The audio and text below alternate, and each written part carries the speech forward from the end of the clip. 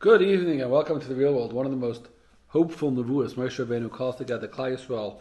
They're about to leave, and he tells them, when you go to Eretz Yisrael that Hashem is going to give you, and your children are going to say to you, what is this carbon that you're bringing in? You'll tell them, this is a carbon Pesach that we bring to remember.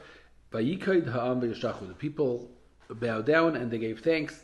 Dr. Ashi, why were they so filled with praise, with thanksgiving? Dr. Ashi, three reasons. In Moshe Rabbeinu's speech to them, there were three very hopeful nevuos. There was three good news, three pieces of good news. B'suras ha'aretz, we're going to Eretz Yisrael. B'suras ha'gula, we're getting out. And the third one was, B'suras ha'banim she'hayu lahem. If we're going to Eretz Yisrael and our children will ask us, that means we're getting redeemed, means we're getting Eretz Yisrael, and it means we're going to have children. So the Welt, people ask a kasha, many people ask the same kasha. This question, Ma avoda zois lachem, you know who asked that kasha? It's an Agada. The son, who's a Russia. This is the child of the Ben Russia. The child of the Ben Russia. So what are they so excited about the sons that they're going to have?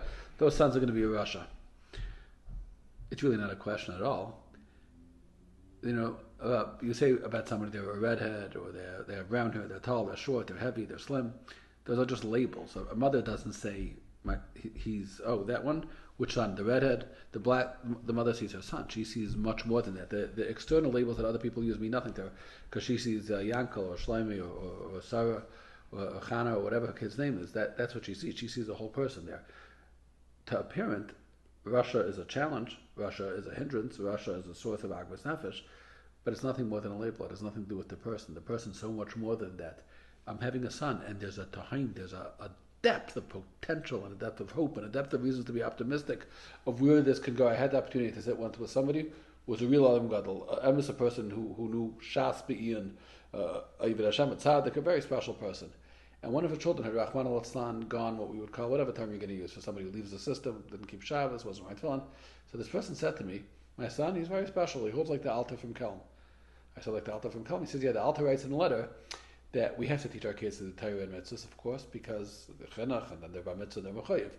But in a way, it would be better if they knew nothing until they were adults about anything, Torah mitzvahs, our children, and then they would discover it themselves as adults, and then we'd be, wow. He says, imagine somebody didn't know what tefillin or tzitzis were, or Shabbos was until they were 25 or 30, and then they discovered it for the first time.